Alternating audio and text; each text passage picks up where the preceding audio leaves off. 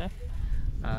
It's Real Wild here with Savannah Vanderweer, and we're here for the men's compound gold medal match for the Rogue Buckeye Classic. And Dublin, Ohio, really pretty.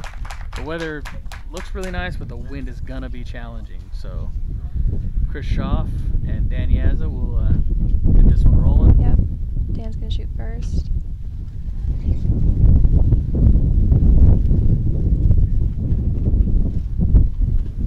That is really gusting. Yeah, it's picked up. Just like I said, in 20 seconds, you can be the luck of the draw or the non-luck of the draw. So.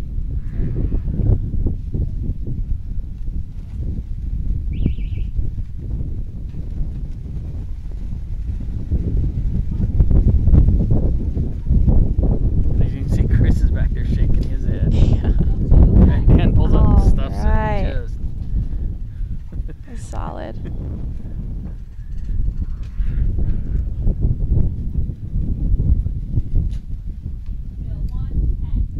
Nice shot from Kris.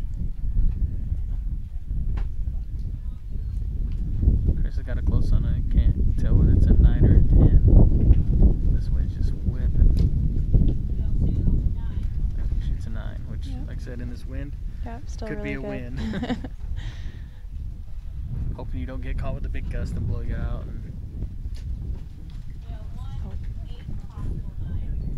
And got 8-9 liner. I mean, yeah.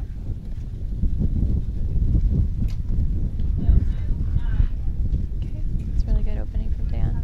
Yeah. And if Kris could shoot a 10 here and that one catches a 9, it'd be really good. Or you could. The hard part with these is like if they're both close. If you get them both, you're good. If not, it could be bad.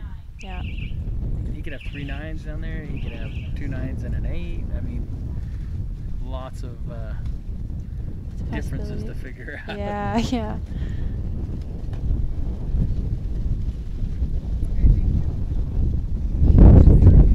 And like say the nerves and stuff are enough to drive you crazy when it comes to that. You just don't. I mean, the anxiety, I guess you could say. Yeah. Yeah, and it's interesting. Some people will respond to that really well, and under the pressure and with those nerves, they just shoot lights out. Yeah. And sometimes it just affects you the complete opposite way. So it's always interesting just to see how people respond to that.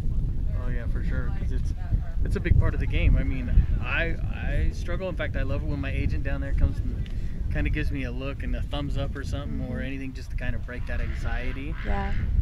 So it's.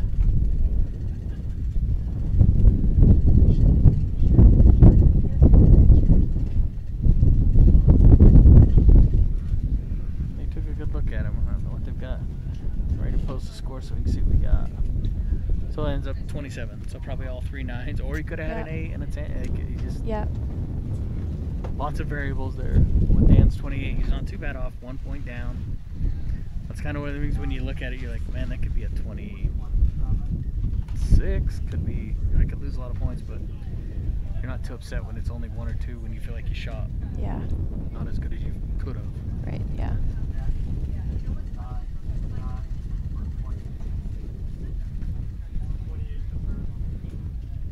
Alright, so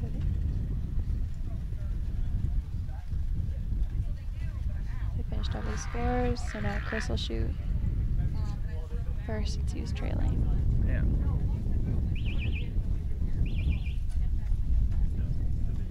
And again, we got 2 of them shooting the different type releases. Kris is shooting what they call a hinge or a back tension, and Dan's shooting a button.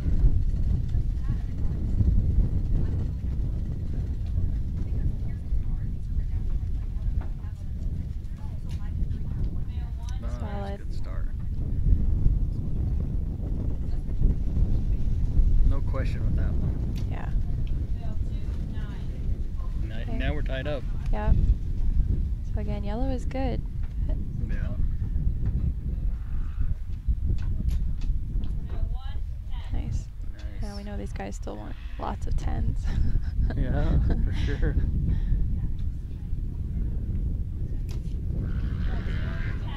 Okay, got it.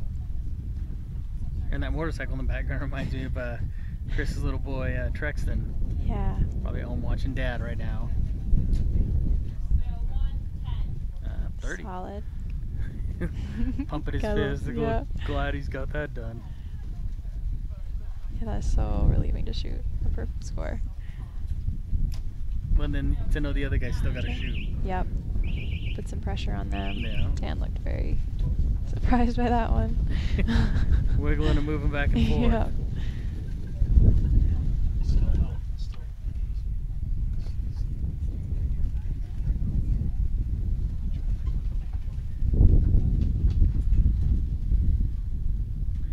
And then looking, trying to figure out where they're at. Yeah. There they are.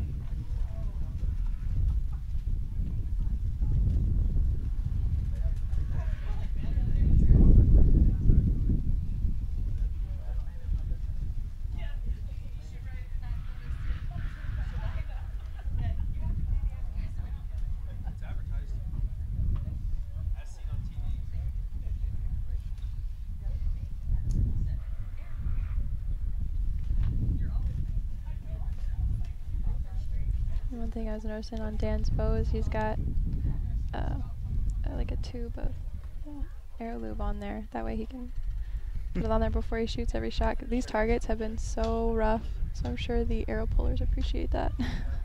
Ours weren't too bad, I can say. Oh. Well, maybe, yeah. Maybe it was the luck of the draw, which ones you had. Yeah. Oh my goodness, ours were terrible. And that can make a huge difference on how well your weekend is. Yeah. Because if you're getting worn out from just pulling arrows, like that's not even actual shooting, you know, and then getting double tired. Ugh. One plus of being in a gold medal match, they're not pulling them, so. Yes, yes. So Kris now has a 1-point lead, so Dan will shoot first.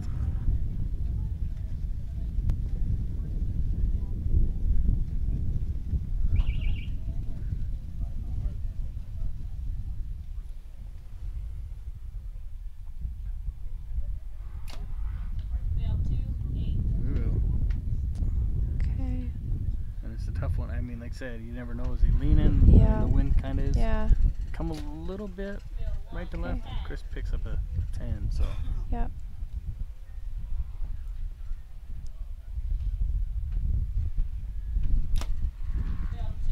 There you go.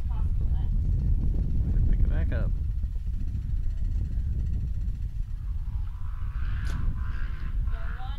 Solid.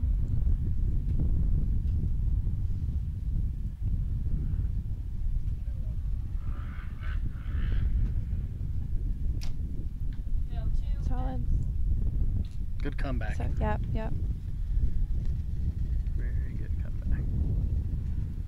Yeah, it can be really easy to get frustrated whenever you have a wide shot like that, and then just fling the rest of them. So that was really, really good of him to still put those other two in the middle. Yeah, and as Dan gives you a bad time for shooting another 30 in that wind, he's like, "Come on, man." Yeah. One thing that's interesting too is Dan's shooting a hunting bow right now, even though he's got a different color, like the same color as a target bow would normally be, but it is a hunting bow. So I don't see a ton of those out here. Yeah, a little shorter axle to axle, which is from cam to cam. It's a little shorter than the other ones. That's what makes it a hunting bow. It's easier to move through the woods rather than trying to pack everything else. You just put all your target stuff on it, and so.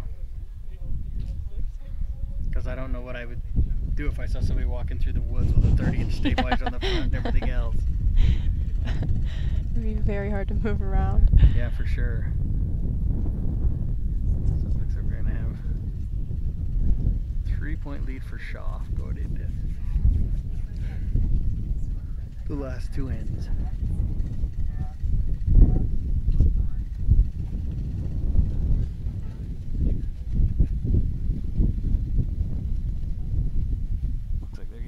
They didn't seem to be too bad.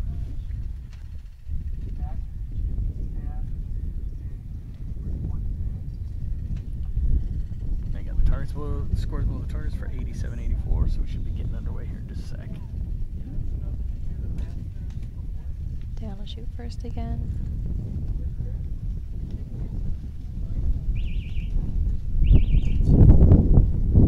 No, it still seems to be kind of a headwind coming across. almost maybe a little right to left, but not much. Yeah. But it's still moving. I mean, No, and it seemed like it picked up as soon as the beeper went off. which I've felt that before. It's almost Yeah. like the wind waits for the whistle to go, and then here we go. Here's more wind.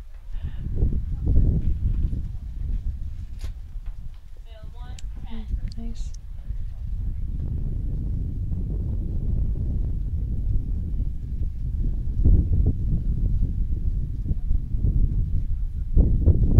It's kind of funny. Dan is shooting a hunting type bow Yep. with target colors, and Kris is shooting a target bow with kind of hunting colors. Yes. Oh.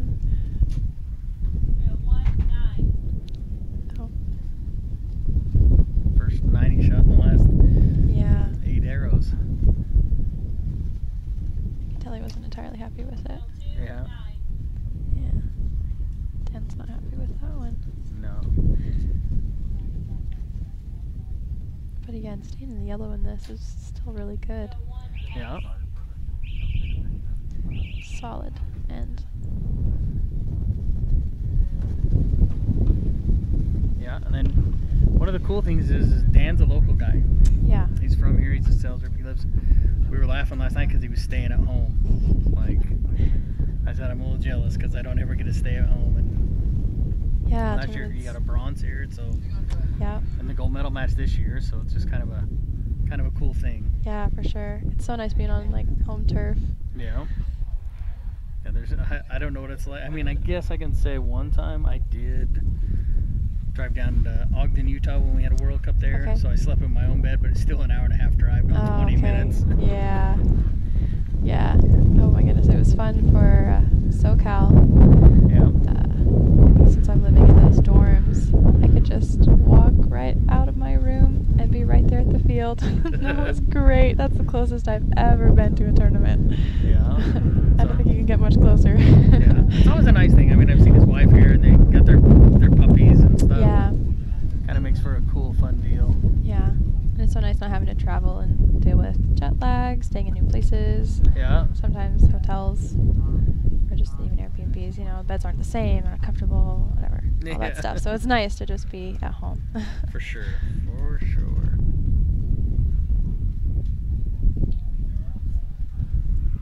So here we go, and Dan will shoot first again. Kris has got a nice 4-point lead. Which can be nice. It cannot be. I mean, we just saw Dan shoot almost a 7, so it could be a huge, just depending on what the wind does. Yep. But Dan will lead off, so he can put the pressure on Kris to see what he does. That was a good quick shot. Good. Yeah. Yep. The wind just kind of shifted, went left to right really hard. Yeah. This wind just keeps swirling. Kris, you can see he's trying to fight through Yeah. it. Oh wow, nice. Very impressive in that wind. Yeah, this field is just swirling so bad. Yeah. That was a good shot. Yeah. That's really close. You're not upset with a 9. No, yeah. Oh, there you go. Solid. That's impressive. Wow.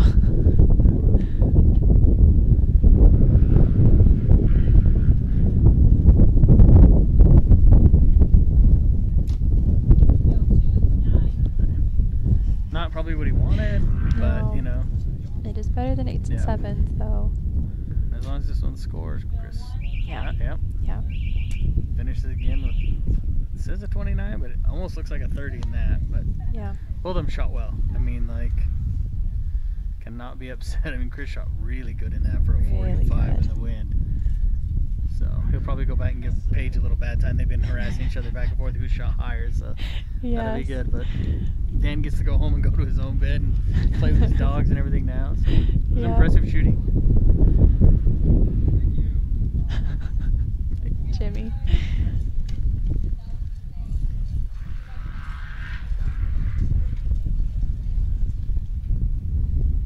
So, but all in all, that was a pretty good match. Kris was impressive in that wind. I mean, when that changed and he still shot 9s and 10s, Yeah. I was impressed.